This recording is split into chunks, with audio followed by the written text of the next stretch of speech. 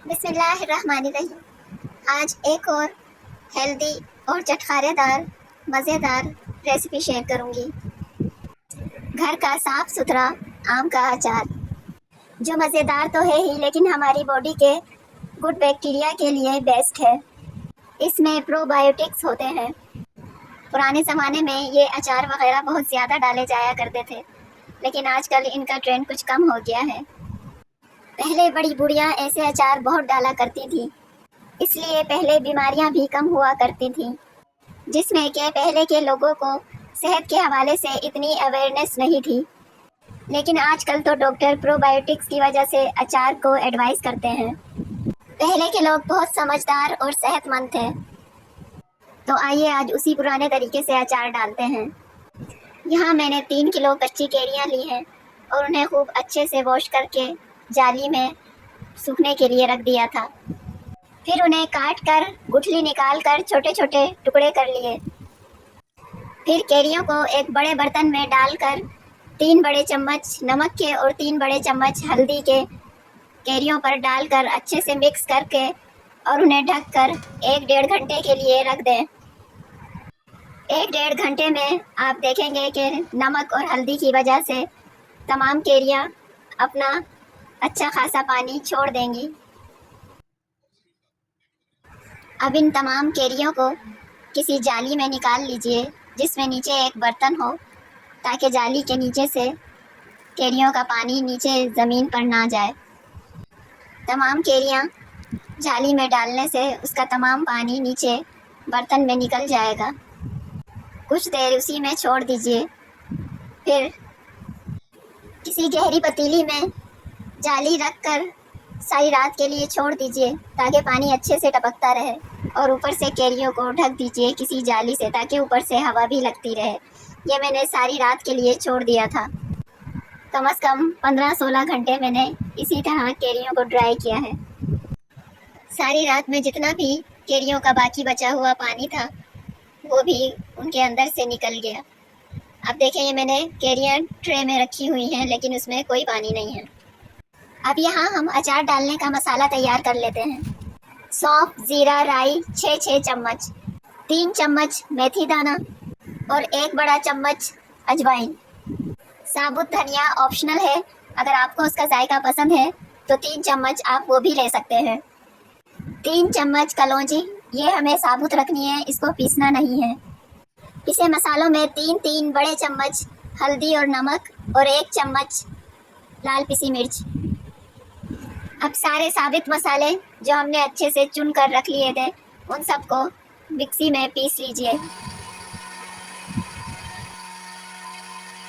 ना बहुत ज़्यादा बारीक हो और ना ज़्यादा मोटा।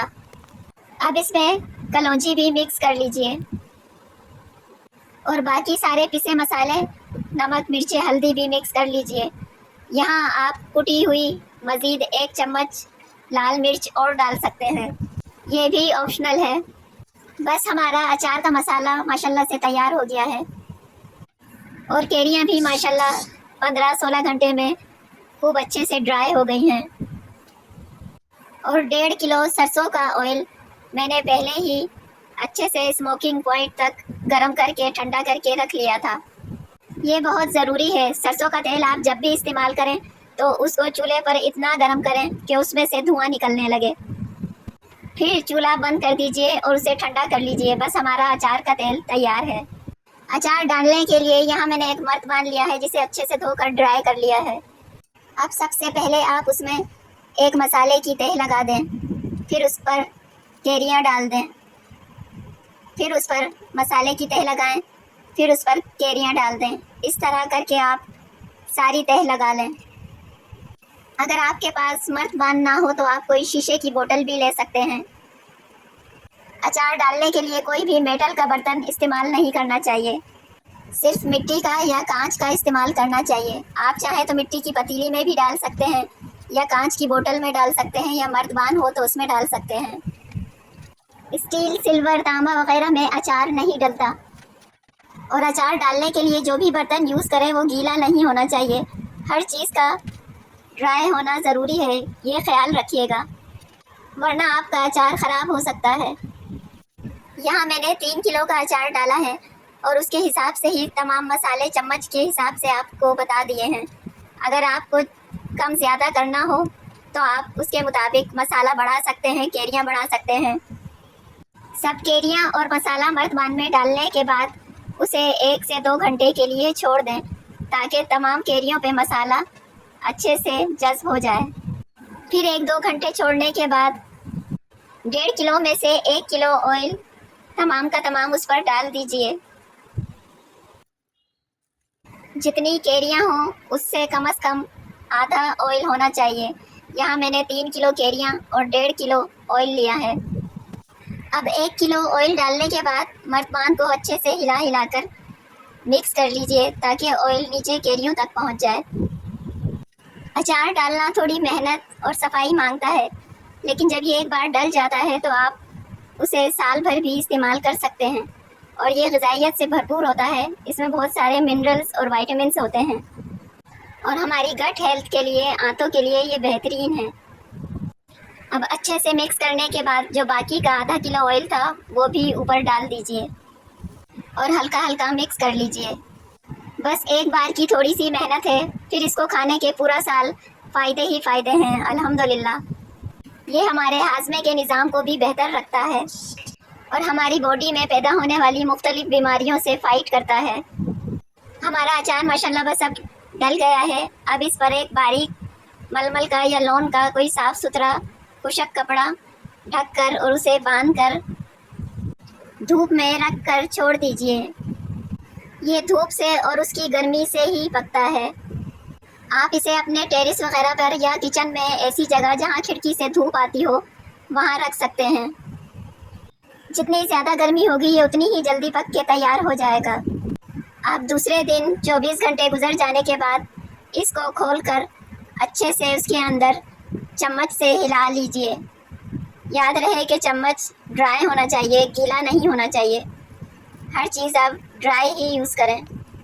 चम्मच बड़ा हो ताकि आप नीचे तक केरियाँ हिला सकें। हिलाने के बाद उसे फिर ढककर बांध के रख दीजिए। अब यही अमल तीसरे दिन भी दोहराएं। 3-4 दिन आप इस पर देखेंगे कि शुरू में इस पे हल्के हल्के से झाग आना शुरू होंगे। ये जो थोड़ी बहुत नमी केरियों पर होती है ये उसकी निशानी होती है। कुछ दिन में ये झाग ख़त्म हो जाते हैं। इसको फिर खूब अच्छे से मिक्स कर दें नीचे तक बड़े चम्मच से ताकि सारी केरियाँ अच्छे से हिल जाएं और ख़राब होने का ख़तरा ना हो। 4-5 दिन इसी तरह डेली आपको करना है और अचार को चेक करते रहना है। आहिस्ता आहिस्ता आप देखेंगे कि अचार पकने की, गलने की वजह से ऊपर ऑयल ज़्यादा बढ़ता जाएगा और केरियाँ बिल्कुल ऑयल के अंदर डूब जाएंगी और झाग आना भी बंद हो जाएंगे। बस फिर 4-5 दिन बाद आप 2-3 दिन का गैप देकर चम्मच हिला सकते हैं। फिर डेली चम्मच हिलाने की ज़रूरत नहीं है। फिर आप बीच में 2-3 दिन का गैप देकर और अचार को चेक करते रहें और चम्मच हिलाते रहें ताकि जो नीचे की केरियाँ हैं जो पहले पक जाती हैं वो ऊपर होकर मिक्स होती रहें।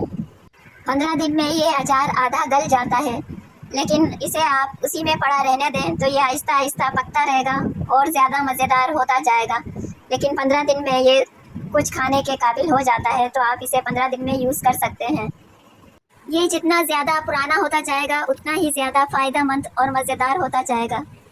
और जिस स्टेज पे आपको लगे कि हमें ऐसा ही अचार चाहिए, मतलब इतना गला हुआ या इतना गला हुआ ना हो ज़्यादा, तो उसी स्टेज पर आप बरदबान से अचार निकाल कर किसी कांच की बोतल में रख कर उसे फ्रिज में सेव कर सकते हैं। फिर वो पूरा साल वैसा ही रहेगा। और एंड में जब तमाम केरियाँ ख़त्म हो जाती हैं तो इसमें बहुत सा मसाला और ऑयल बच जाता है, तो उससे आप झटपट हरी मिर्चों और लहसुन का अचार भी डाल सकते हैं। आपको जितना अचार चाहिए हो उतना ही मसाला और ऑयल फ्राई पैन में गरम करके और उस गरम ऑयल में और मसाले में हरी मिर्चें और लहसुन काट कर डाल दें तो आपका हरी मिर्चों और लहसुन का अचार फ़ौरन से तैयार हो जाएगा। ये अचार हर साल सेहत और जायके के लिए हमें ज़रूर डालना चाहिए। ज़रूर ट्राई कीजिएगा। फ़ी अमानुल्लाह।